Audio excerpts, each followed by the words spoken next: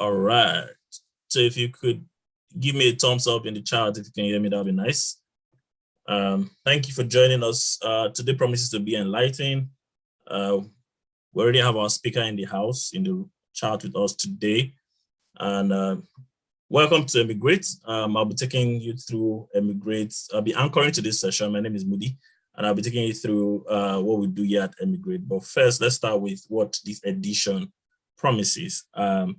Today, we are focusing on UK global talent, how to become a UK global talent. Our speaker today started his journey from being a production supervisor to becoming a global talent and endorsed by the UK global talent, right, technician. You also hear his, experience, how he navigated through and the journey he has had to go through, the investment in technology, building technology, co-founding, and becoming a founder and becoming a co-founder and having a startup that he runs currently. I believe we'll learn a thing, more from his story today. Also, we will tell you about our packages, the freemium model we run and the premium model we run here at Emigrate. You hear about Emigrate and how we can help your journey. Of course, we have gifts. We always give out gifts for those that are patient to the end. And for beginners also, don't shy away from the conversation. Ask questions where you need to, because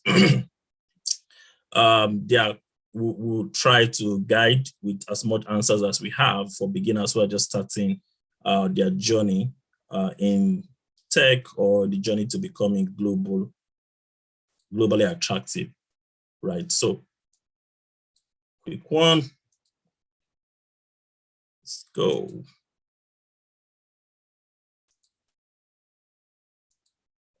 Okay. Thank you once again for joining.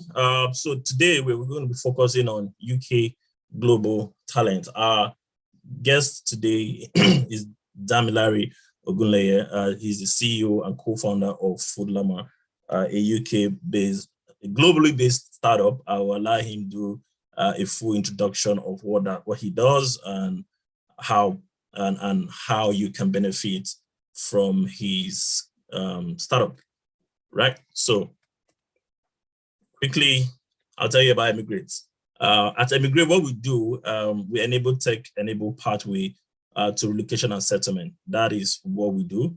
But at the core of it is we're trying to make it globally attractive, and you can make a decision to either, migrate or operate from anywhere in the world. So that is what we do at the core of it. We create tech-enabled visa opportunity and tech-enabled opportunity across different tech ecosystem, right? Today we are talking about UK global talent.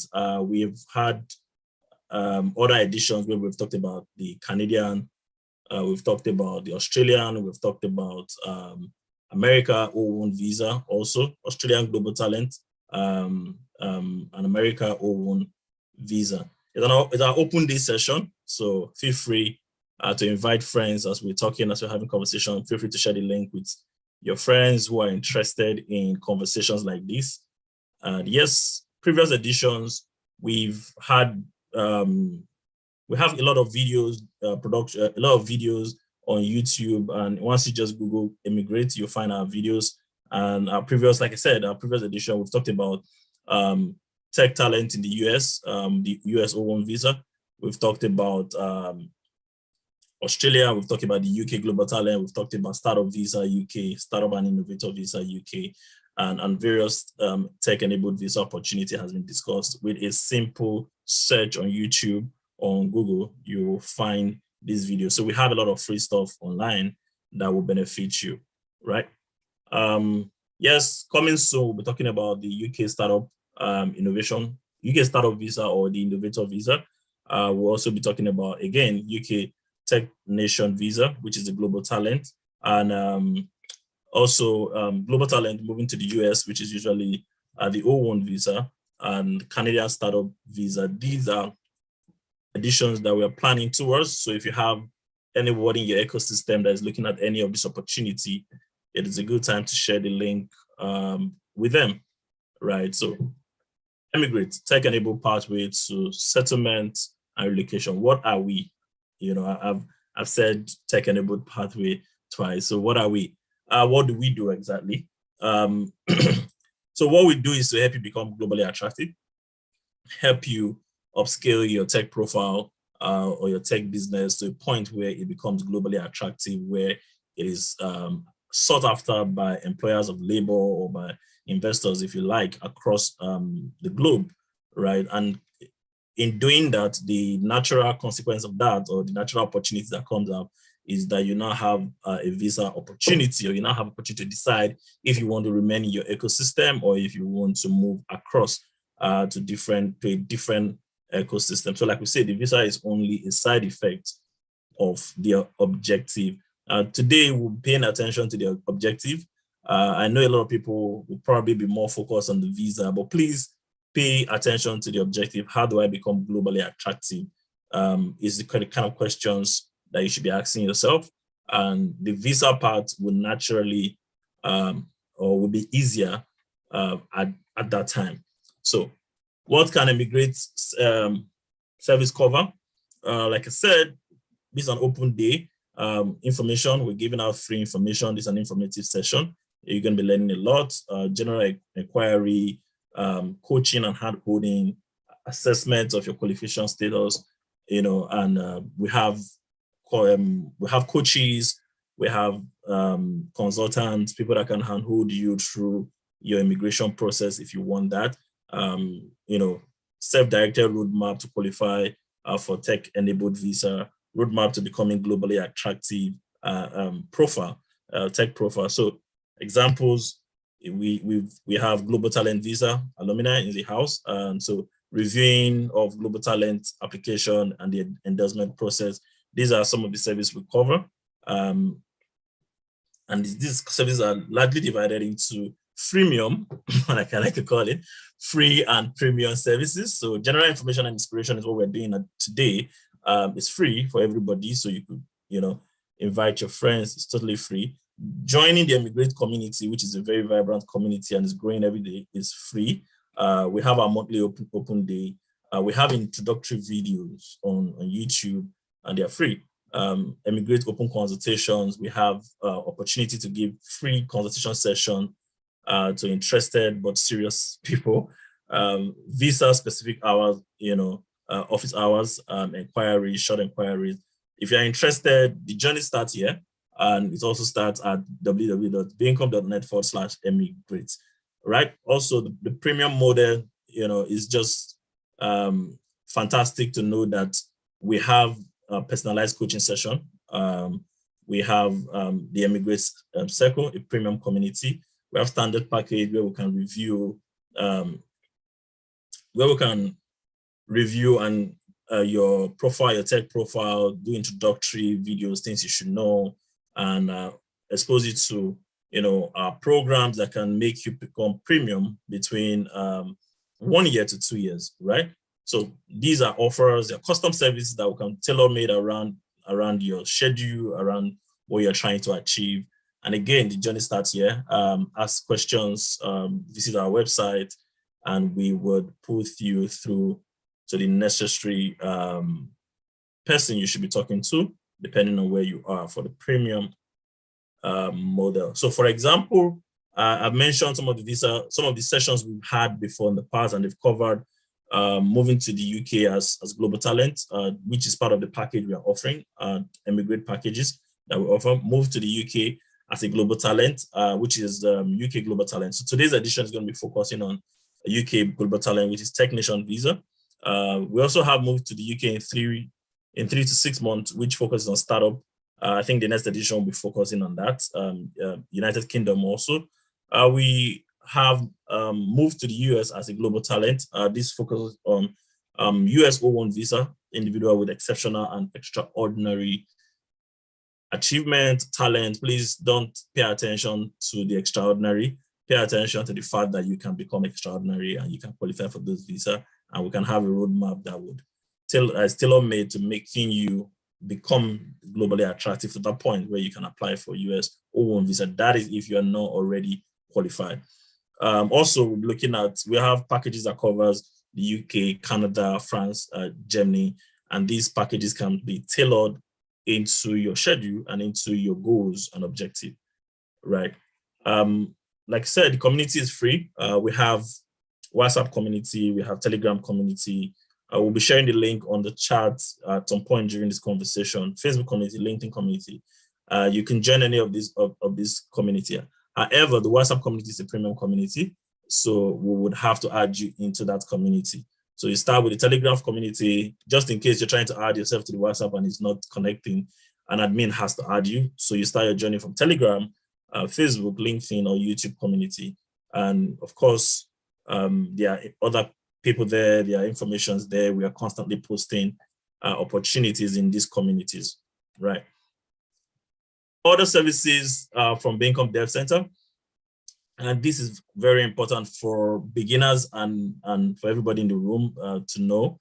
We have what we call Bincom Global Tech Program. It's a 1 to 2 year program that exposes you to skills around in tech, exposes you to experience, real life scenario where you have to work on real life projects and where you can gain exposure, right, in the tech ecosystem.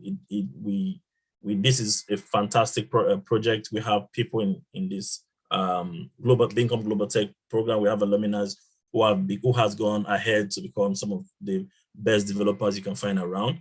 So if you are in the beginning stage and you're trying to figure out, where do I start from? The Bincom Global Tech Program is a perfect place to start, and it will take you from beginner level if you want to go through being a developer, being a product manager. We have those tech projects that you can join, and we'll take you through stage by stage from being a beginner to becoming a globally attractive tech talent. Yeah, so if you are interested in that, please log on to the website bincom.net/global tech.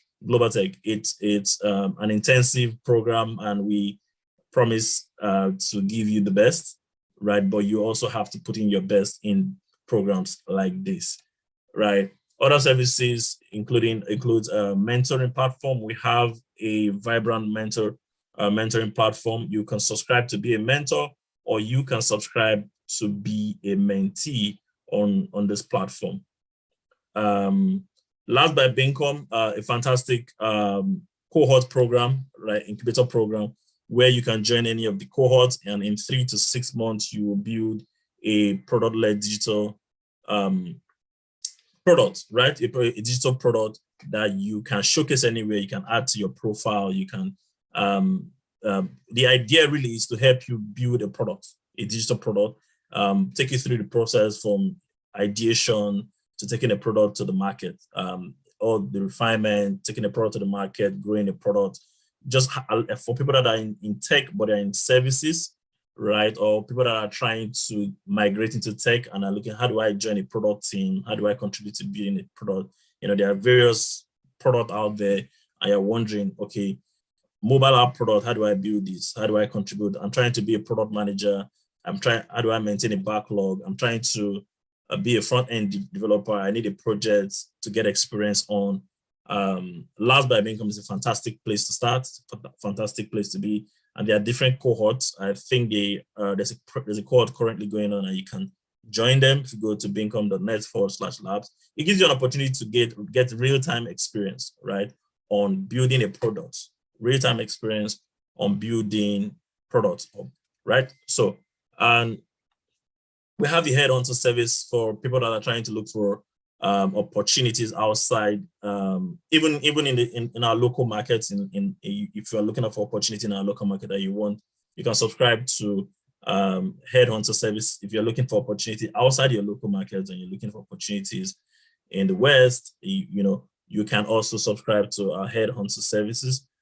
We help people learn roles faster and build relevant experience in targeted countries. So basically what we're doing is we're connecting you to employers, right, who are looking for your skill, for your skill set. So Bincom.net, again, is a perfect place to go.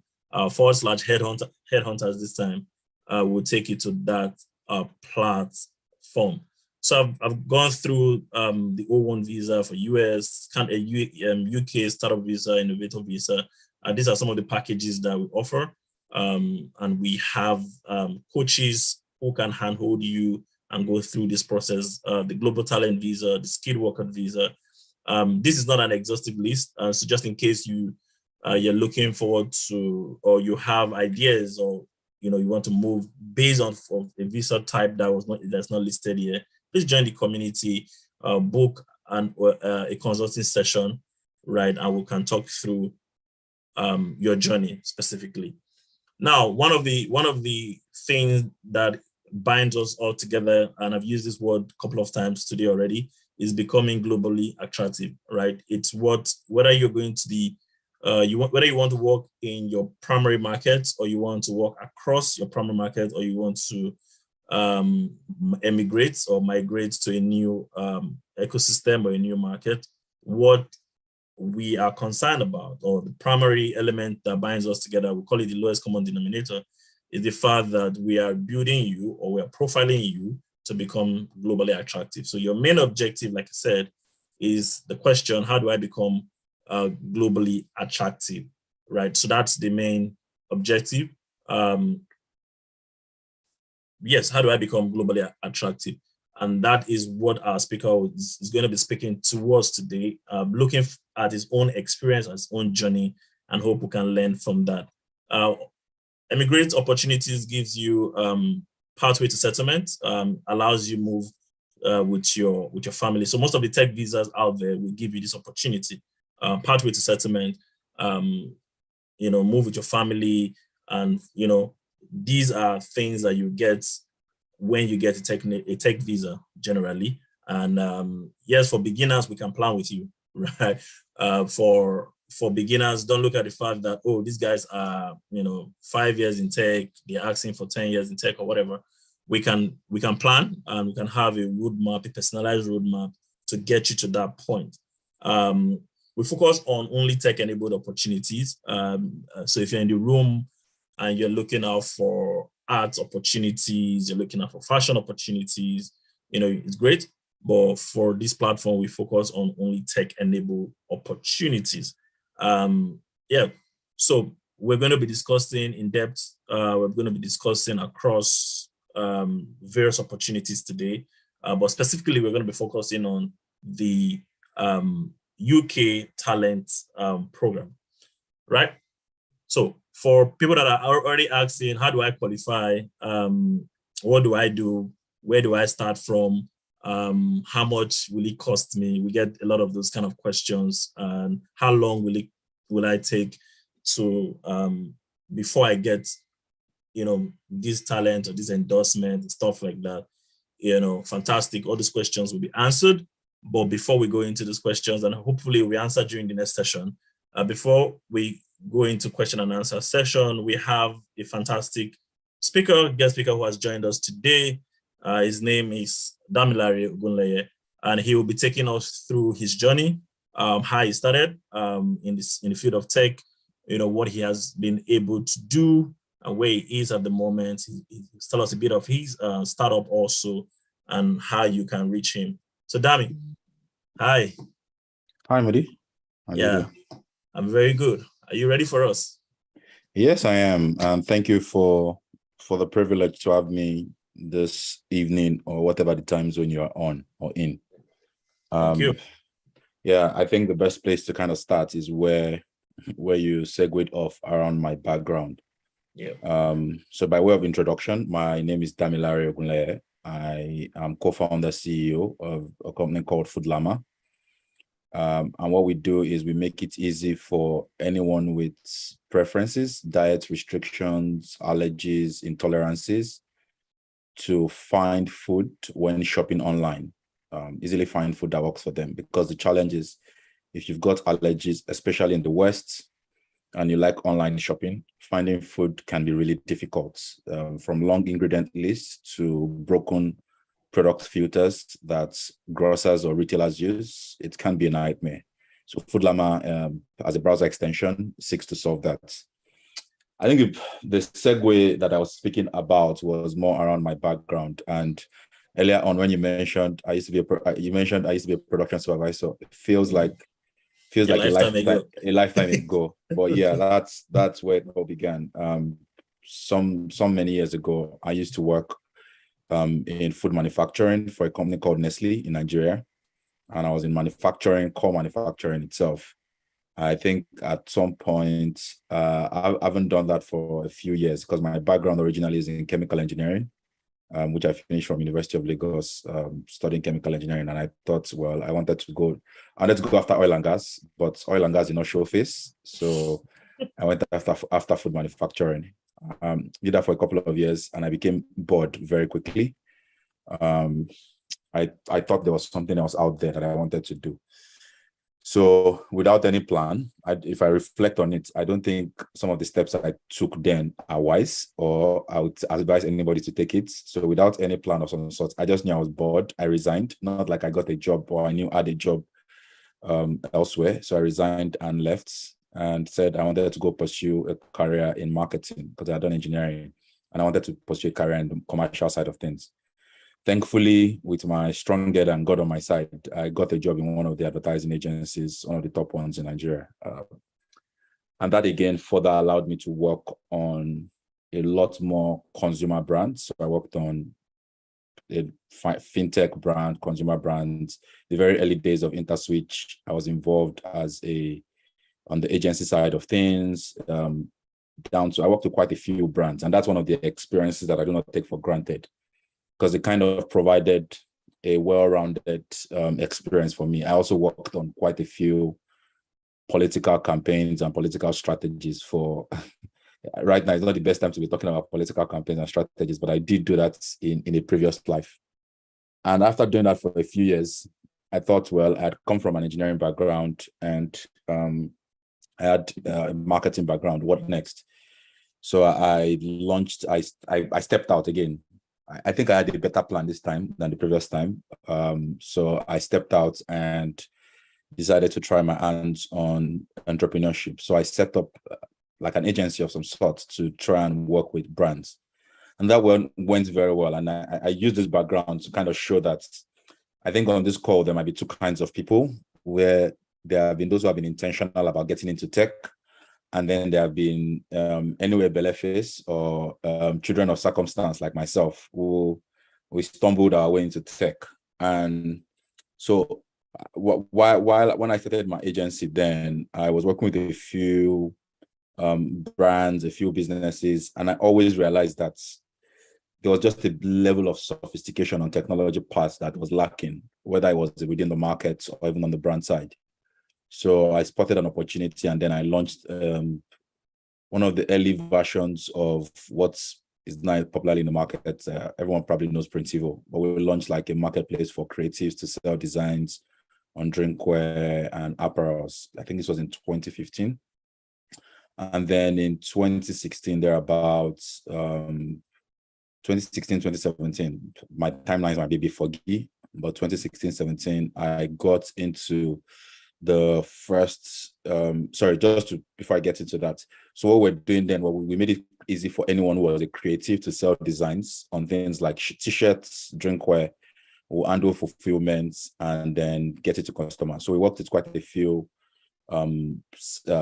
charity brands, faith-based brands, a few celebrities like Bodge. I think Bodge was coming to his limelight around that time. So worked with quite a few celebrities to create or help monetize their following. And then in 2017, which I think is where a lot of my perspective started to change significantly, I got into the Alibaba Fellowship, which meant I spent some time in China at the Alibaba HQ and some other cities in China. And that experience, I think, was life-changing on one hand, but it also made me resolute about a desire to want to build something of global significance. So after going through that experience, building a really solid network, came back to Nigeria, I was on my grind, and I was convinced I was never really going to move out of Nigeria. Or as they would say, I was very loyal or very patriotic. up until I had a few incidences. I don't think this is not the place to talk about some of those experiences, but when they say Nigeria happens, and I think I became confronted with that reality that I might need to make a decision for myself or my family. So in late 2020, again, not very intentional. I believe in the divine, so it was not my own intention, but I knew everything was working for my own outcome. A friend, I think she's been on one of the Emigrate episodes, shared the Technation document with me. And the moment I went through it, I was like, these guys are looking for Elon Musk. It's Elon Musk, only Elon Musk that can apply for this kind of, because then they had exceptional or extraordinary talents. I'm like, yeah, it's definitely not for people like us. So I took that document and put it aside for a few, I'll say few months, because I think the first time I saw it was in probably June of 2020. But then I put it aside, and maybe I had a revisit once I found out I was going to be a dad. I just had a visit. I'm like, okay, what? I'm not sure I wanted to raise my child in Nigeria. So what are the options available to me? So I started to do a bit more reading. Thankfully, I found out that even within my network, I knew a few people, very few, like maybe, when I say few, maybe like 2 or 3, that had gotten the Technation exceptional talent and promise, whatever it's called now. But I knew 2 or 3 of them. So I reached out and we're like, it's not as difficult, you can.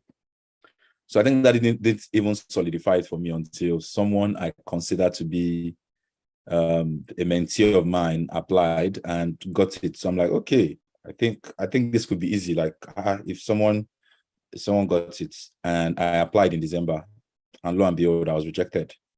But when I was rejected, I was so infuriated when I got the rejection. So for anyone who's gone through like the Technation process, I'll talk about the process shortly. I was so infuriated that when you are given a review period, within that review period, I didn't even take advantage. I think once I got my rejection, I responded with my review in 1 hour. Like it was very fast. Like I was so angry. Like, what do you mean I'm not worth it? Like, and the way they do the pro forma invoice, or what they call the pro forma, the feedback, they will put it very extensive stuff. It will be like, what have you been doing with your life? So I'm like, this guy is joking. No way, and all that. And I responded in like an hour. And then I got the final, like, sorry, after the review, they still stick with their gut. So, that was shocking. But then I now stepped back and I went to look at some of the comments. So I didn't even go back to it for the next 2 weeks. And I'll talk about practical steps about what I did for applying. So I didn't look at it for the next 2 weeks. And then I went back after 2 weeks and I reconciled the comments with my submission. And I realized that my mistake was actually very evident. I think my mistake was I left the case assessor to imply a lot of things. So I said, well, I'm talented, like case assessor, take it like that. This boy is talented, take it or leave it. So I realized that I wasn't overwhelming. I didn't convince the case assessor. So I took some time, re-strategized. So my first application was in December. I re-strategized and I put in my second application on February 4th. And I think I got my endorsement on February 5, right? It was just like 1 day. In 1 day, I got my endorsement. And that could be down to a lot of things. But when I look at the submission between what I submitted between the first one and the second one is night and day. And I don't think I changed significantly in that 1 month, right? It was more about the storytelling and the evidences I presented. So what were like the general steps what is the general step that I would usually recommend for anyone? There are 4 key things for Technation, right? So the first is your CV or your resume. The second is your 3 endorsers or 3 recommenders. The third is your personal statements. The fourth is your 10 evidences. This is the strategy that I've seen, that I've recommended for a couple of people that I've seen that works for them. I think the first place you really want to start from is the endorsers, your referees, because that's what's probably going to take a bit of time. And Technation doesn't mind words when they say they assess the strength of your application based on the strength of your referee or your recommender. So my recommendation would be try to take time because people sometimes will be funny, people's schedules will be clashing. So if you're like on a countdown on the clock, try and make sure that you've got like your recommenders lined up very early. So the strategy I used in finding my own recommenders was You don't have to use this. A couple of people have used different variations of this, but what I used was I tried to find a recommender from Globe. Someone was global. Tried to find a recommender who was within the UK, and I tried to find a recommender who was in Nigeria, right? And we met all technician has the standard conditions around C-suites, head of something, and then in a digital product-led digital technology organization. And so I would recommend that would be the approach. So what I did was I listed down maybe 15 people or more. And then I reached out to them. It was funny. Some people said, no, they can't endorse me. And I thought, wow, okay. I thought that our relationship was a bit more solid than that. But it kind of gave me, in local parlance, Ella, right? I was shocked, but it kind of toughens you up to know that sometimes everything is always a game of numbers. So I reached out to a couple of people and they were like, happily. Some people even offered to say, draft the recommendation. I would just draft what you want me to write. I would sign it. So what I did was I reached out to more than 15, and maybe about 9 of them eventually agreed to writing recommendations. Some I then wrote for them. And once I shared with them, it took quite a bit of time. I'll say it took maybe 2 or 3 weeks going back and forth, because I then had to vary the different recommendations for the different individuals. So it took quite a bit of time to articulate all that. And once I got that rolling, there was even one of my recommenders who I hadn't known for long, but he recommended me. So again, this is something that comes down to relationship and ability to navigate relationships. So my recommender was based in the UK, was the head of product at Airbnb. And I had only spoken to him once prior to asking him to recommend me. But I think that after the first time I spoke to him, I left a good impression. So when I reached out to him, he was like, well, I know only this bit of your life. I said, yeah, that's correct. So when I drafted my recommendation letter, I sent it to him, and every place that I put some things that were remarkable, I'll put like a reference source, right? So he read everything and would see the reference source. So it's like, I know you had the encounter I've had with you that once showed that you could be remarkable or you have integrity. But then when I showed him evidence of, oh, I'm not a water under the bridge, or I'm not a one strike pony, I've got one lock pony, right? He agreed to endorse. So he just reviewed the entire stuff and he endorsed me. So once I got that out of the way, I think the next part was the writing the personal statement. And that in itself, I think that's very personal, because different strategies for different stories. But what I would always recommend is that have a general narrative you're trying to convey. It's almost like at the way I structure it is, at the end of having read my personal statement, what do I want the assessor to live with? What do I want them to have felt, right? So I did that. I drafted like a simple paragraph. I listed the characteristics I wanted to build my narrative on. And it was that narrative that then I fleshed out into my personal statements. Now, after doing that, I used my personal statement to then build my resume or my CV. Yes, you already had CV. But CV, the way we do CV in Nigeria and the way they do CV, yes, it's a bit it's not kind of different. It's very different, right? Very, very different. So I used my personal statement to restructure my CV. And then after I had these 3 things, I now started putting the evidences together. Now, the mistake I see a lot of people make when it comes to technicians sometimes is they obsess so much about the evidence and forget that the evidence is part of a continuous story. Like, it's a story you're telling, and the assessor is reading a story. So while you should check on many of the boxes that are under the mandatory criteria or the optional criteria, ensure that you are building a consistent story. So what I then did was, I didn't necessarily follow the way it was written in like, oh, that was not the way I followed it. What I listed was, in that paragraph of my personal statement, I only provided evidences to support every of the bullet points I wanted highlighted, right? So I have international media coverage. I had a specific document that highlighted all the media coverage. And thankfully, I'd done a bit of media exposure in the past. So just one evidence was all my media coverage in the past. On another part was my contribution to the ecosystem. So I'd done some work around policy. I'd been involved in policy. I'd spoken at events. I'd represented a few policy stakeholders and all that. So I built that story. And that's my own recommendation, that you do not just start to work at the evidence, try and work from the back. build a continuous story, right? And ensure that, because once your endorsers say need to reinforce what your personal statement says and needs to reinforce what your evidences say. So that's the narrative. I think that's a bit about applying for technician. I'm happy to take questions during that time. So what's it been like since I got here for me? So before I moved here, the moment I knew I was endorsed, I knew when I was coming to the UK, I was coming to build. So I started looking for co-founders. I knew straight off it was not. So I signed up on a few co-founder matchmaking platforms. Quite a few I signed up on. There's Co-Founder Nations. There's quite a few. There's one that YC, they hadn't launched then, but they had like an event where you could actually matchmake. But now they've launched a co-founder matchmaking platform.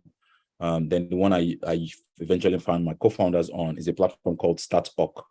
I recently published an article in Sifted. Sifted is like the Financial Times of technology industry in like Europe, just explaining how I met my co-founders on the matchmaking platform. That in itself is a different learning point, but literally I signed up to those platforms and went through a process of dating the people I wanted to co-found with. And thankfully, before I moved to the UK in April last year, I already knew my co-founders. I just got in and hit the ground running. By the time I moved in April, by June, I think we already started fundraising our pre-seed by July, early August. We raised our pre-seed of 300,000. And with that, we went ahead to build the product. Earlier this year, got into Google Black Founders in Europe. And yeah, it's still day one and continuing to build the product. On personal side of things, we moved here in April. Like I said, one of the things that nudged me to make the move is becoming a dad. So we moved here in April. I also became a dad in June. And my daughter turned one, two months ago? Yeah, so it hasn't been without its hustle and bustle, but I have absolutely no regrets making that move. I think I was one of those that fought making the move, but from network expansion, I make this joke, and on this note, I probably will end stop talking, because if you leave me, I can talk for Africa. But I make this joke that when we moved to the UK and we're looking for a house, and my wife was looking for somewhere that was quite serene, quiet, I was like, hey, you cannot take me from madness and take me to absolute quiet. Like, we have to find a balance. So we need to look for somewhere that is a bit noisy, right? It might not be as noisy as Lagos, but at least let me know that humans are still around me. So we live right in the town center. But now, maybe right now, my wife was asking me, do I miss the chaos of Lagos? I don't know. The jury is still out on that. I think there are some days when I get like, okay, I miss the chaos of Lagos, but they are fun. They are few and far in between now. Okay, interesting. You said that still day one. Wow, a lot of achievement, and it's still day one. Before we go into questions from the chat, I see one question already. So please kindly drop your questions on the chat, and I'm going to read them out, and we're going to tackle them together. I wanted to ask a question around, you talked about storytelling. Interesting, writing a consistent story and just having a flow when writing your story. But I wanted to ask specifically a question around the acceptance criteria that you applied against. Can you remember those acceptance criteria, and how did you marry them with your story? Because it can be difficult to write about the grandiose things you have done in different places, in maybe innovation or in knowledge, and you put it together in your story. So if you can throw more light on that. Okay. All right. So one of the first things I think I've become better at it, or I'm getting better at it every day, and I use this word, is that culturally, as Africans, there's one disservice that they've done to us, which is humility, right? We need to be humble, right? We are taught humility. Our religions teach us humility. So I think one of the first things and this is even post technician, if you're trying to get into an ecosystem like this and want to do great stuff, you need to learn the humble brag. You need to be unashamed of your brags, of the things, of the stripes you've got under your belt, because that's one thing that I've had to learn. Thankfully, I I think, like I said, there'll be people who need to be very intentional. There have been those who have stumbled into it. Thankfully, I didn't know some of these things, but I had been doing that. So I have very good media coverage. I've done some volunteering and policy work. I just continue to do all these things in different silos. I never knew that I was preparing for technician. So to get specifically to the questions you asked, I remember that then it used to be two mandatory criteria, and you could pick one of two, and then you had I think 3 optional criteria, right? Of the 2 mandatory criteria. Okay, so just the background on myself. I'm not technical, so I definitely come on the business stream, because there are 2 streams, business or technical. So I come under the business stream. And then the first one is I know that they've moved one of those mandatory criteria now to optional criteria. I think one of those 2 was innovation, if I remember correctly, innovation. And then the other one was significant, I forget what that word is. They had a word for it. But what is now the only mandatory criteria now used to be one of 2 mandatory criteria. Yeah, so it was not called mandatory, it was called key criteria, KC. Key criteria. Right. Yeah. So the one that is currently the mandatory criteria used to be the KC one, and then the innovation piece, I think, used to be key criteria 2. So you could meet one of the 2, and then you could meet any 2 of the 3 optional criteria. Optional. Yeah. And then for the optional one, you had the commercial contribution, you had the industry beyond your day work. And then you had there was something about research, the one for academia, right? Yeah. So I think that the one for academia is, I think I wasn't coming from academia, so by default I was struck out of that. In determining the key criteria I went with, I settled for the first one, the KC one, now, which is now the default mandatory criteria. And the reason was that I think innovation is very subjective. It's one of the hardest things to prove, because what you consider innovation in a market like Nigeria is common stance, or is a staple in an advanced market. So I've seen a few people get innovation, but they are too few, like extremely few. And very few. So my own recommendation would be by default that if you think he's innovative, like be double sure that it's really innovative, because what you consider innovative might not be universally innovative. And then I prove evidence of my, so in terms of like the significant experiences, if I think about like the evidences I submitted, it would be things around media, right? So media coverage, one. It would be things around speaking engagements. I speak quite a lot I still speak at a few events now, but prior to this, I've been speaking at events. So I had one evidence just dedicated to all my speaking engagements. I think on one criteria, it was around policy. So I've been involved in e-commerce policy with the Standards Organization of Nigeria, with the Consumer Protection Council. There's a different name for them now. So I was involved in policy draft at that. I was a member of like the policy review team. I did some work during, well, I don't like to talk about this, but during the motorcycle debacle in Lagos, I led the consortium that became the alliance between Go-Kart, Max, and OPE. So I helped lead that. I was a spokesperson even for that, and I had evidences for that. So I built that under policy. I had raised some money from a few people then. So I did that under commercial contribution. Then I had also been involved in different recognitions beyond media. So like the Alibaba Fellowship, I was a finalist at Demo Africa in South Africa in 2017. Finalist at Startup Istanbul. So that was one evidence, like just all these different, another was in 2018, the former Lagos State governor then, I don't know how to describe this, ex-Lagos State governor, was a governor then, but he picked a few tech founders from Lagos and then took us to John Hopkins in DC. And so I put all that together, like, well, just a potpourri of different things. So that was one evidence. And then, yes, now I remember.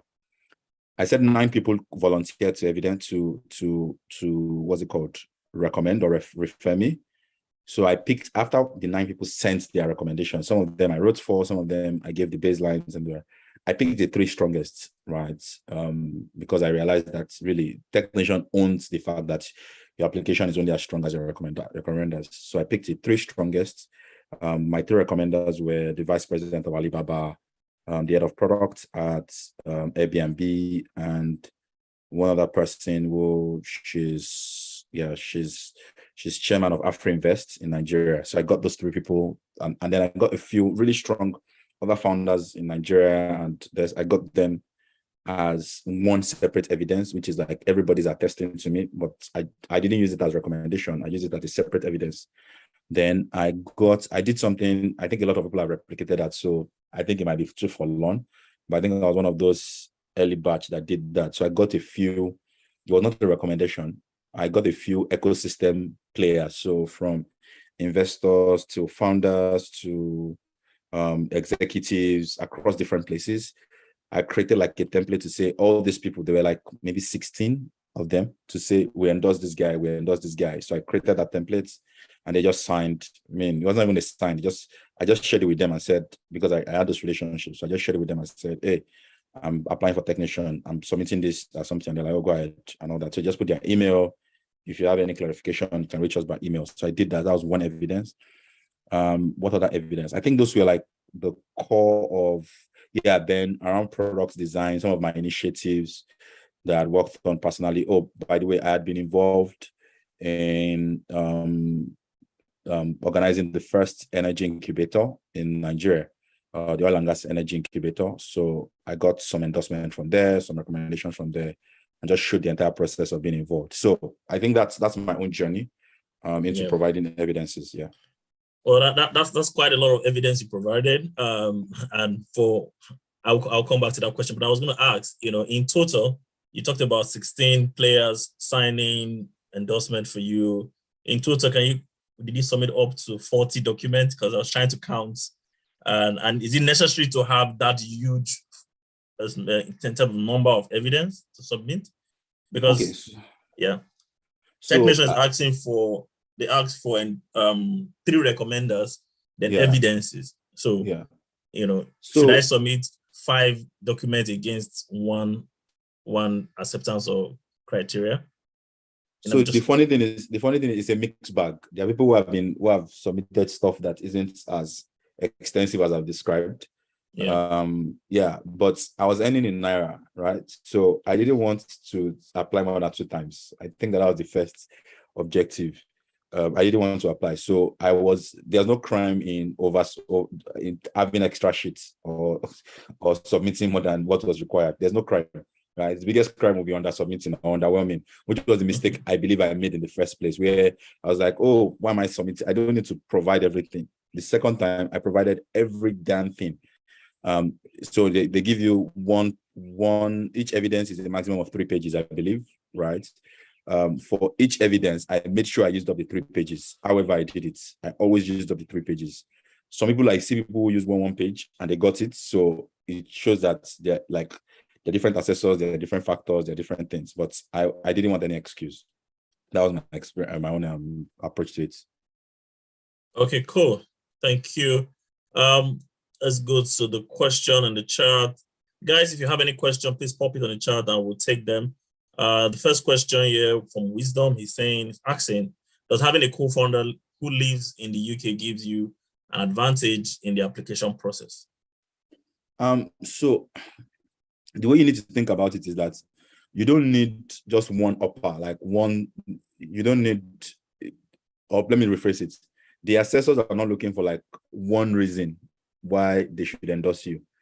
As a matter of fact, someone explained it to me this way. If you look at the definition, what they are really looking for, and if you understand the need, then you know how you fit in. What they're really looking for is that this person is talented, right? Because we are short of talents. That's the literal definition. Every other thing is just process and procedures. We're short of talents. This person is talented. So I can't say that is one specific data point that gives you a one-upper in the application. Just be sure that when you submit your application, you've demonstrated overwhelmingly that you are a talent. And once you come, the way they think about it is that if they lose you to China or they lose you to the US or they lose you to Canada, and you could have started the next Revolut or the next whatever company, right? They would have lost the amount of money from the economy, because not the charity. It's calculated that will leave our fatherland and come and contribute to the economy of Her Majesty's, to come and contribute to Her Majesty's economy. So it's not charity, it's well calculated. So you need to convince that even me, I am a talent. If you guys don't take me, the US is going to swap me up. Canada is going to grab me. France is going to, and the world's extremely competitive. So an assessor would not want to lose that. So in terms of the specific question, does it give you an advantage? It's neither here nor there. Because one, it depends on the strength of your co-founder who lives in the UK, right? If the venture, if the venture in Nigeria has progressed significantly and your co-founder lives in the UK, then it gives you one upper, because that person is within the UK ecosystem and probably has been recognized within the UK ecosystem. If they just live in the UK and they've not been recognized within the UK ecosystem, it's not a significant advantage. But if they have been recognized in the UK ecosystem, maybe they've done some stuff, then they can actually be your recommender or your reference. That's because that's a big validation. Okay. Thank you for taking time to answer that. I think that was very detailed. Straight to the point. So second question is, this is from Austin. I'm currently a final year student. I did some community volunteering in tech and outside tech while in school. I don't have much experience in a tech role. Can I still try out for technician, or should I, bid my time?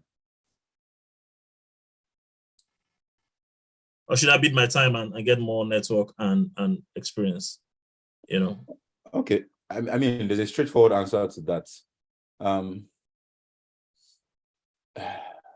My own experience, and Emigrate might correct me, in my own experience, technician is not the best for if you are fresh out of school.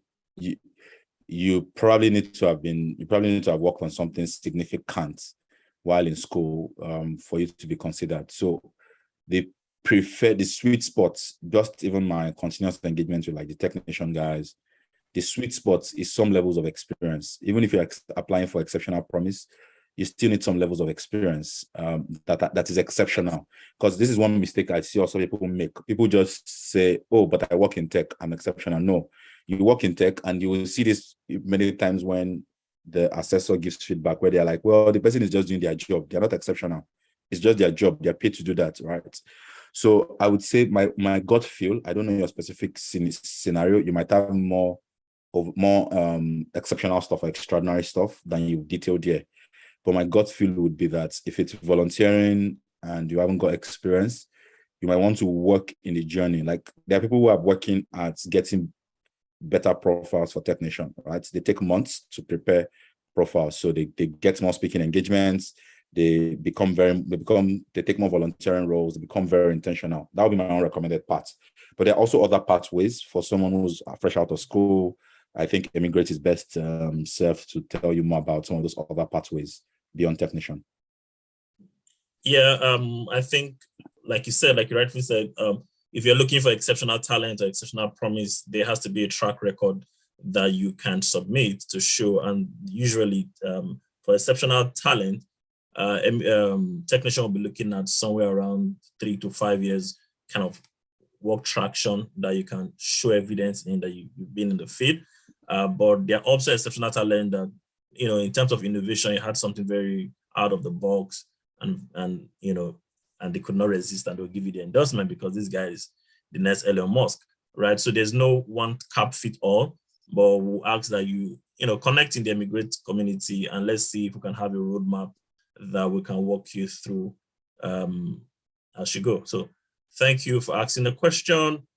We have another question here that says, has the global talent visa made it easier for you to run your startup from the UK? Okay, so I would think this question is twofold, and I'll try to answer the twofold quickly. The first is that I'm not actively running my startup in Nigeria anymore. It's been a bit of a challenge. So I do have co-founders on that who are actively who've picked up the mantle from me. I thought I could, but I lead this team here. I'm the CEO of this. I've raised some money. I've got fiduciary responsibilities, so I've asked to opt out of certain responsibilities. In terms of my as global talent visa made it easier for me to run my startup in the UK. So if it's a startup in the UK, I would say not particularly, because I'll tell you why. What the global talent visa is like the cream of visas, like it's like the tier one, like the top visa. So is they've given you a blank slate to come and do with your life what you want to do with your life, right? So in that regard, yes, because if it was another type of visa, I probably would not be able to pursue some of the things I'm pursuing, right? So I would say that that's freedom to pursue, that freedom to go after the thing I wanted to do without any restriction. I think that that's an advantage of global talent visa. I also think that even in conversations, I use it a lot in fundraising conversations when I'm like, I'm an exceptional talent, migrated to the UK. They're like, this guy is Elon Musk that just moved to the UK to come and build stuff. So for storytelling, like if there's anything you're going to leave this call with, become a better storyteller. So for storytelling, yeah, I think it makes my job much easier. Fantastic. Right. So Joseph is asking, I'm currently a data science instructor in an IT training center. How do I get the opportunity to apply for the UK Talent UK Tech visa? What are the steps, please, and how to qualify for the visa? Note, I'm currently still upskilling via various training bootcamps online. Joseph, I'll just start by saying the journey start at technation.io. If you want to go back, go there. Go there. Exactly. I would have said the exact same thing you just said. Right. Technation.io gives you detailed information about how to apply for the visa, the criteria, the key criteria. Yes, we have information here, and our guest speaker has gone through, how he applied, shared a lot of information. But we also want you to do some work, right? You need to also spend some time to go to the platform to even fact check or sense check all these things we're saying today or you're hearing today. Are they true, right? So if you go to technation.io, you'll find the information, how to apply, where to apply. But if you need someone to handhold you, if you need a community, because again, a lot of people function better in groups. A lot of people function better when they have a team around them. So if you need to be in a team, I see that you are, currently upskilling your skill set. And if you need a team to work in, Emigrate is fantastic. You can jump on the Emigrate, any of the Emigrate community, and you can find a body there, and you can walk that journey together. So I would say that's the first place to start. But please do go to technation.io and read up and just understand what you are getting yourself into first, and invest properly. Try to invest your time properly. So yeah, Femi has a question, and he said, for evidences, can that include links online? Can that include links to online write-ups or article written about a startup I co-founded? I think Damilare is in the best position to answer this. Yes, it can, but no, be very careful. So make sure that the link or where it is linking to has some prestige, has some value. Like, so if you say, I don't know what, myeagleonlinewatch.com, I think you should include it. Like, it's a no-brainer that is of insignificant value. So my recommendation would be, if that's absolutely what you have, I mean, yeah, put it. But prioritize more prestigious platforms, right? Prioritize them better. So for instance, LinkedIn stuff, no, it won't qualify. Medium, it won't qualify. So I think they used to, I don't know if they've changed that rule, but they used to say that self-published accounts were not accepted or would not really be considered. And then you would need to cite, like, because I remember when I put my own media sources, I would say, for instance, The Guardian, #1 something in Nigeria, right? Or Business Day, the top business newspaper. You're citing the strength of the media publication that you're quoting. So I would say that yes, you can include links. Absolutely. Like, I had just one document that contained links to maybe about 23 media appearances I had. Okay. So fantastic. Sorry, Moody, I wanted to speak to the question that Joseph asked. I just wanted to add one point, which is that if you go to technician.io, there's a quick quiz. There's a quiz that you can quickly take that gives you an idea of your readiness. So it's just a quiz. You can quickly take that, and Moody's spot on in terms of like, read the technician.io, but be ready that no matter how good you are, if you read the technician.io, I'm still looking for the person that read technician.io visa guide and thought they were a fit immediately. 95% of people who read it the first time thought they were not a fit. So if you read it and don't think you're a fit, that's not enough condition to exclude yourself. I just thought to add that. Yeah, and thank you for adding that, actually, right? Because you most of the time you find words like extraordinary, achievers, high top flight, achiever, team, and stuff like that. So you naturally would disqualify yourself. But if you have a community, and that's where community comes to play. If you have a community and people you can bounce up ideas with, you find out that you have, if you listen to Damilare's story very well, he was just living his regular life, right? He was just taking his chances and living his life. And when it came to time to apply, he just pulled those things, and where he has invested time, invested energy, building, working, he just pulled all this together. And that's how he became exceptional talent, right? So it's very important that we're deliberate in our day-to-day experiences, where you invest your time, what skill are you building, and what are you working on, what project are you part of, what ecosystem are you actively involved in.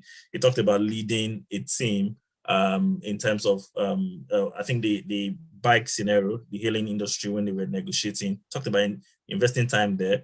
And these things came together, those places he has invested time came together, to prove that he's an exceptional talent. So be careful where you're investing your time, be intentional about where you're headed, and be in a close community, if you like, or an open community in life, but by all means, be active in those community. I think we have another question. Anu is asking, what are the chances of getting the visa as a content writer or blog owner? Also speaking evidence, very important. What if one doesn't have? Okay. Chances of a content writer? Very high. It depends on what the content writer has been writing about, or what kind of content, and within what space. So I think when you were showing the Immigrate slide earlier, peace has been on one of these episodes, on one of the Immigrates. Yeah. So I probably will point you in the direction to go look out for peace, because peace is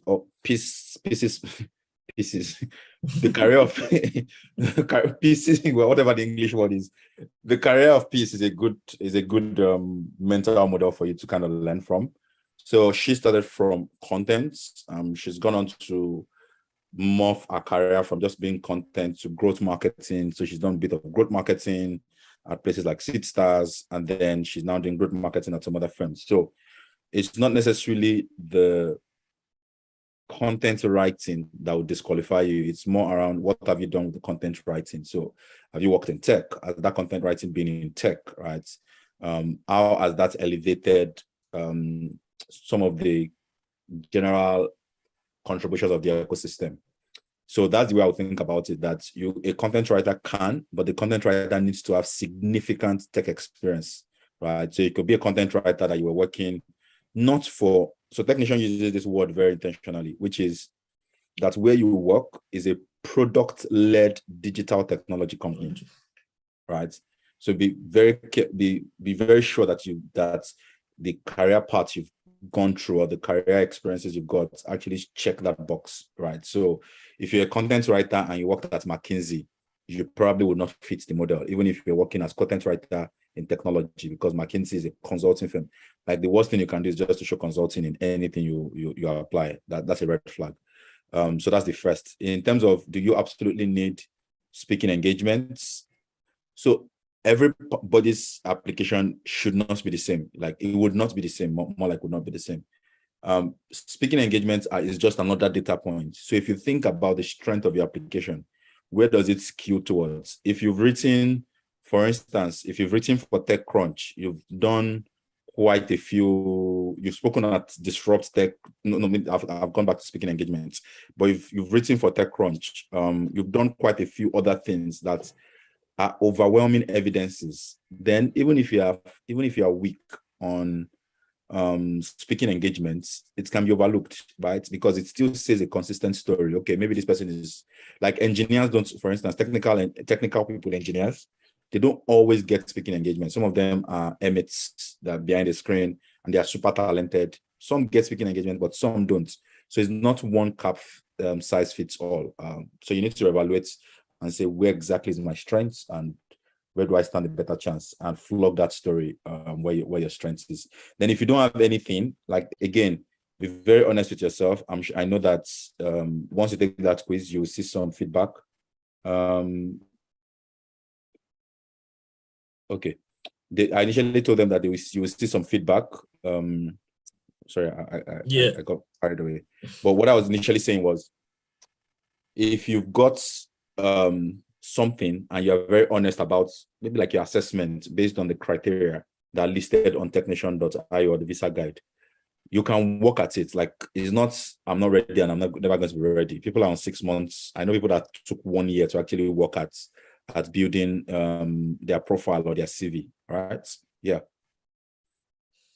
Okay, thank you. So it's not the title of that you have, content writer. Yeah. It's what you have been writing around.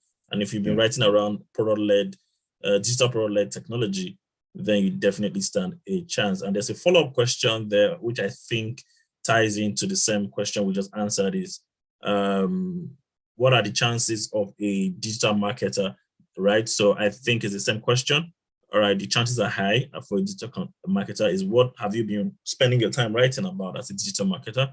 And we've given an exceptional example of Peace Itimi, who was a digital marketer, a content writer, and she has gone ahead now to become head of growth in several organizations.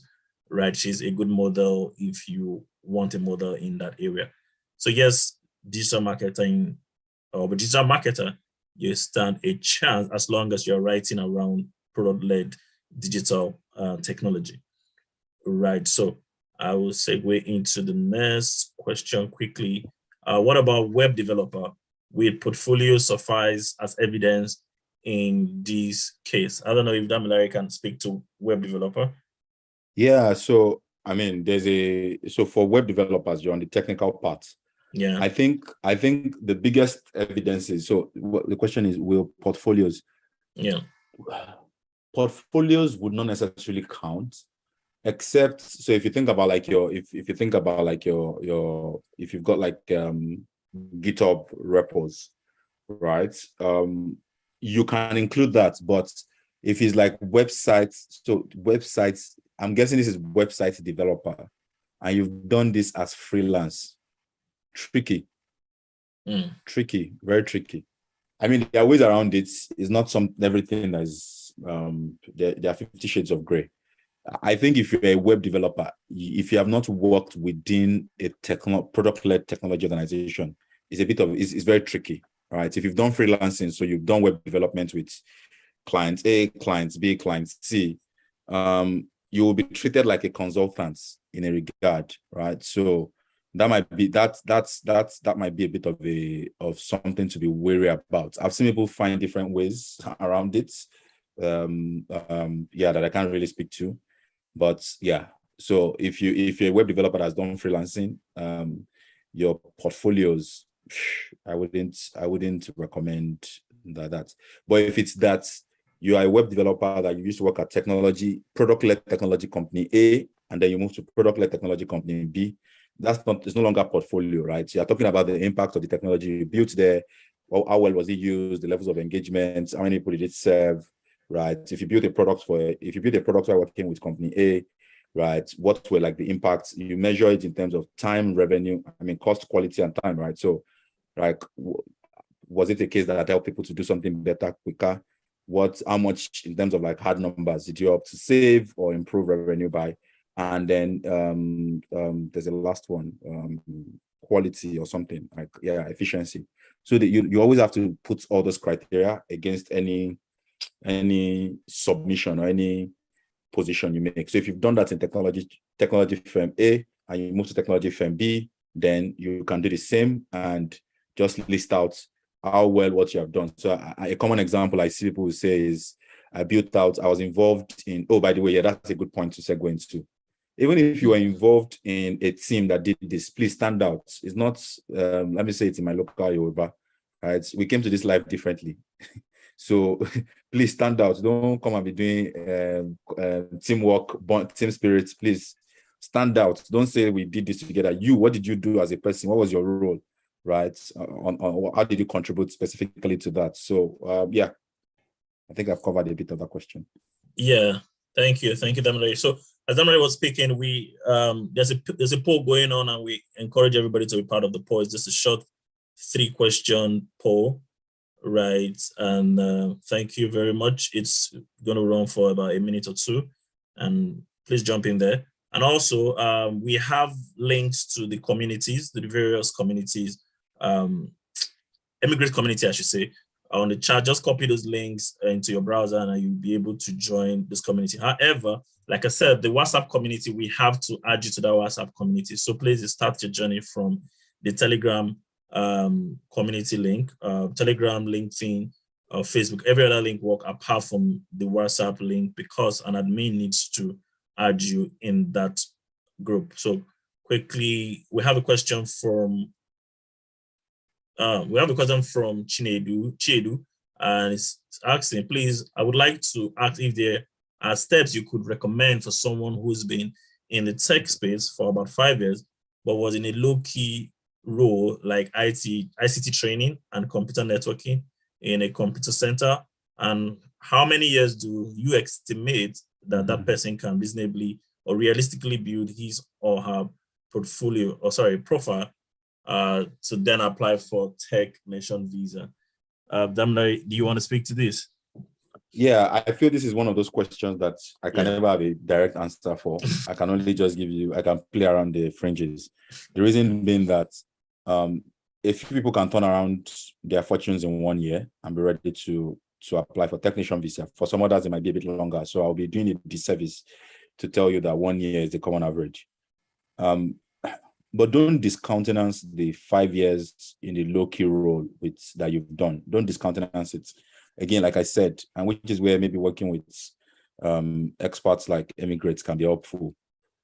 There's a general challenge we need to own, that I've also had to own, that we as Africans, we're not good at telling our own stories. Like we are terrible at it. Someone made a joke. An African would do 100 things, but cannot write 1 page about it. An American will do 1 thing and can write 100 pages about it, right? So there is that midpoint where you don't have to throw everything you had in that low-key role. There are ways you can weave the story and show impact, because while it might not count for your technical expertise, it might count for how you've moved an industry forward. It might count for how you've contributed. So don't discountenance it. So if you do that self-audit, right, in terms of preparing for, what's it called? Getting ready for technician visa, what I would recommend is read that technician.io visa guide, follow it structurally. There's a place where they list the 2 parts, which is business or technical. Check which career part you it is not exhaustive. They put it there as not exhaustive, but check which career part you kind of are closest in line with, right? So if you check that career part, it can help you define, if I'm in this career path, what do I need to prove to support that I am an expert in this career? So if they say, for instance, network engineer, I don't know if network engineer is one of those things, but forgive if I use loose language. So if they say network engineer, but you've done stuff in computer networking in a computer center, how do you upskill yourself from that low-level place to actually match that role as a network engineer? Is it certificates?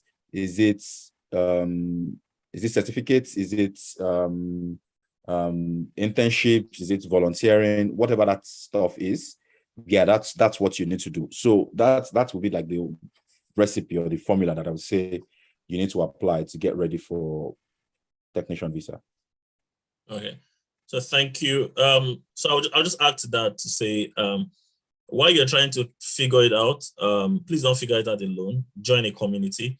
And work with people, work with like minds. There are mentees that have coaches, or you can join a community and book a session to speak to a coach who can tailor, take your specific, because we cannot, this is a general conversation, so we cannot answer specifically to your question, tailor-made answers to your question. But if you are able to book a time or a session with any of our coaches, then we can take your case to say, okay, those 5 years, let's break it down and step by step what you have done, and be able to point you in the right direction of where to start from and how to proceed, right? George, I see your question. I am a network engineer. I configure hotel management software. Any chance for me? Yes, yeah, there's a big chance for everybody in the room. There's a huge chance for you. And again, if you join the community and book a session with any of our coaches, we'll be able to take, specifically what have you been doing? Has it been around product-led digital technology, or what exactly have you done? Are you leading a team? Are you a product manager in that space? Or like you said, you're a network engineer. Are you leading a team, or what exactly have you done? We cannot put those things in context and advise accordingly. There are links to join the various communities. Please start with Telegram or LinkedIn or any other link. For the WhatsApp, an admin will have to add you either from the Telegram group or from the LinkedIn group, right? So thank you very much also for the polls, for participating in the polls. Thank you very much. Yes, I think we've had a good conversation, a well-detailed conversation, a thorough conversation today around Technician. I think Damilare has done us justice by answering most of our questions and giving us perspective to think along the lines with, templates to use if you like, things that he has done that work, and things that you can also do, and you can also try out, and also shared over an hour with us. So thank you very much, Dami. Thank you for the time. I want to, before we let you go, please, initially you started with your startup. What you're telling us about your startup. Please, can you tell us about your startup? How can we benefit? If anybody wants to know more about your startup, where can they find you? Are you on the iOS app? Are you on the Android app? Are you on the web? We order food from online also everywhere in the world. So yeah. All right. No, thanks. Foodlama currently is, I won't say restricted, but we're active in the UK. We're on web, so we're a Chrome add-on, a Chrome extension. We work with 3 out of the 6 top retailers in the UK. So if you shop on Ocado, Tesco, or Asda, you can install Foodlama, start using Foodlama to make your shopping easier based on preferences. Where can you find me? I'm on LinkedIn. I'm active on LinkedIn. I think I'm active on Twitter. Instagram is my personal space. And I can be reached by email. My email is damilare@afoodlama. Yeah, I might be difficult to reach over the next couple of weeks because I'm currently fundraising, but yeah, that's me. Yeah, I would encourage everybody here to follow Damilare on LinkedIn. He put out great content. He talked about a lot about storytelling, and if you follow him on LinkedIn, he has been writing some fantastic piece on his journey so far, right? So if you're thinking, how can I connect? LinkedIn, I think, is a great place to connect with him, right? So thank you very much, Dami. Thank you for taking your time and sharing your experience with us. Yes, the link to this recording will be available immediately after the session, and I will just speak a bit about Emigrate before we call it a wrap for today's edition. I hope we've been able to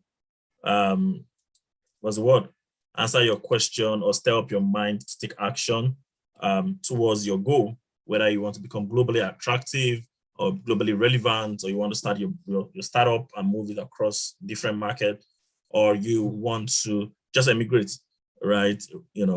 I hope these conversations have helped you in fine-tuning your steps in the right direction. So, right, currently, for those of us in the room, I just want to speak to you guys about Move to the UK in 3 to 6 months. It's a program that Emigrate is running at the moment. It's around startup visa in the UK, where you can move your startup to the UK and build your startup in the UK, which is a different market. The UK is currently running a startup visa, and Emigrate has coaches that can handhold you and put you through the process and, how to put in your application, how to write your story. And, the UK is very big. Which of the market do you want to focus on when you get to the UK and stuff like that? Which startup, which idea will even be attractive in the UK? We have coaches that can help you fine tune your application. And in 3 to 6 months, you can get that endorsement to move on startup visa. It's a 2 years visa and to move to the UK. The budget is around £5,000, right, which is cheaper than doing a master's if you look at it from that direction. If you want to go to the UK using academics or educational route, this is way cheaper, and it gives you flexibility to move with your family. It gives you flexibility to work around the clock if you want to, rather than limiting it to 20 hours a week if you're on student visa. So it's a fantastic idea. It's a fantastic opportunity. If you are considering moving to the UK, I think I recommend this. If this option also, there are phone numbers. You can send SMS or WhatsApp to the phone numbers on the slide currently, or you can go to bincom.net/emigrate, and there's a link you would click on and fill a very short form, and you will start the journey from there. So startup visa or innovator visa, you can check it up on even the uk.gov website. You can read about it also, right? Just in case this is your first time of hearing about that visa option, right? TechNation has, we have TechNation free visa free resources on TechNation. Earlier, I mentioned TechNation.io. There are free information out there, visa guide, TechNation.io/visa TechNation visa guide, right? You just kind of the IO/visa TechNation visa guide. You find the TechNation visa guide that you can study on your own. There are free resources online that you can take advantage of. If you are part of our community, we have coaches that are able to handhold you, that are able to tell you what to do, mentor you through the process if you want. And there are also free resources in our communities also. Now, for those of us in the room that has, we're already endorsed, all right, and we're thinking, okay, I already have my endorsement. I'm just booking my tickets now. Fantastic. So we have the TechNation Visa Alumni community. We have the Emigrate communities in countries, right? We also have a Slack channel where we have a page called Welcome Party, and we also have Emigrate coaches. These are people that can help you easily integrate into the UK if you are on your way already to the UK. So the TechNation Visa Alumni community, I think it's both on WhatsApp and on Slack. And on Slack, we have the Welcome Party. But we also have the Emigrate community currently building up and growing in the UK also. So you can choose to, we'd love you to be in any of this community. We'd love to connect with you. We'd love to help you settle into the UK. Yeah. So like I said, if you need help with your TechNation journey, if you need help with any visa, tech-enabled visa route that you're engaged in or that you're currently exploring, TechNation, we are here for you. We have sessions like this every other month where it's called Emigrate Open Day, by the way. If you're just joining, this is welcome to Emigrate Open Day, where we'll talk about different tech-enabled routes to migrate, whether you're relocating physically, moving your family, or moving your business, or just moving your skills across different territories or different countries. Yes, we're here to help you have this conversation, help guide you, help package your profile, upscale your profile, and position you in such a way that you become globally attractive. Our main objective really is to help you become globally attractive. And like we say, the visa endorsement is just the icing on the cake once you become globally attractive. So talk to us for free. If you're interested in having a session with us, please leave a comment on the chat, and also just leave a comment on the chat and we'll get back to you for subsequent conversation, a coach will reach out to you and we will take it from there. So thank you very much. Dami, are you still in the room? Do you have any last word? Yeah, I'm still here. Yeah, just before you share your last word, there are a couple of people in the room. So and I need you to speak to these three set of people that are just new in the tech space, and people that are already in the tech space, and like somebody asked a question, they are already trying to apply for technician. Just a final word on what for this category of people in the room. So people that are new.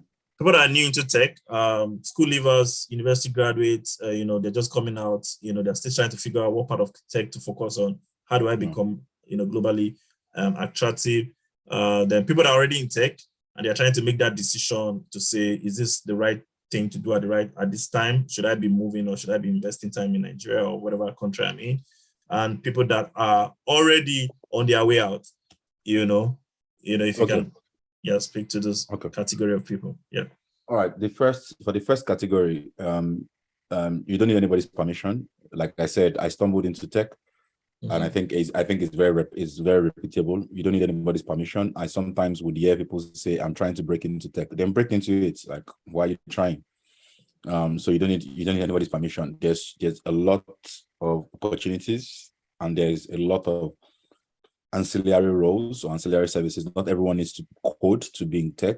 So that'll be the first. Like if you think tech is something you want to do, break into it. There are many pathways there.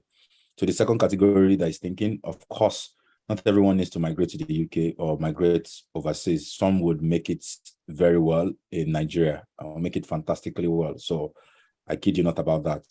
But I think if you're looking for many things, for me, what I was looking for was a different ecosystem. I also wanted a chance to raise a family. I wasn't too sure. I didn't want to continue to fight against devaluation. I was tired of that fight, right? So if it depends on what you want, but I think I wouldn't kid you to say that it's all rosy, but I tell you that we've just been here just over a year, and I have absolutely no regrets for any of the decisions around fears of migrating. As a matter of fact, I tell someone, I'm not loyal to the UK or loyal to London or anything. I can up my bag right now and move to another country, right? Because now I've learned the skills that it takes to move up and leave or up and move. So if it's your first time you want to up and move, please go ahead. No barriers. And just be mindful that, again, things are driven by time. So maybe they've got technicians today in the UK. It might not always be there. It was not always there. So be conscious of the fact that there's also time for all things. And then the last part, if you've already gotten your endorsements to any part of the world, just be clear about what you're going to do there. And you don't need to even get there to start activating the things you need to do. For me, because I was very clear, and I've spoken quite a bit about this. You can check out my blog. I've written a bit about some of the things I've done or I did in getting into the UK. So I was very intentional about network. I'm part of quite a few paid and free network of founders and entrepreneurs.